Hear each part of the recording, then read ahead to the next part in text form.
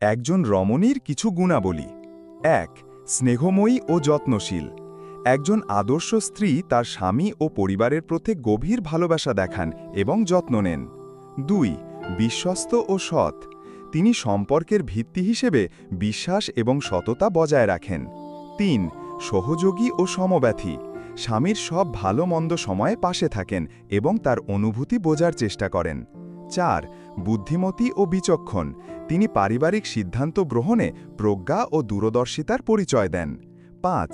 ধৈর্যশীল ও ক্ষমাশীল। কঠিন পরিস্থিতি ধৈর্যের সাথে মোকাবেলা করেন এবং ভুল ত্রুটি ক্ষমা করার মানসিকতা রাখেন। ৬. সম্মান প্রদর্শনকারী। তিনি স্বামীকে, তার মতামতকে এবং তার পরিবারকে সম্মান করেন। ৭. উত্তম বন্ধু ও সঙ্গী। তিনি কেবল একজন স্ত্রী নন, বরং একজন ভালো বন্ধু যার সাথে সব কিছু মন খুলে বলা যায়। ৮. ইতিবাচক ও প্রেরণাদায়ী।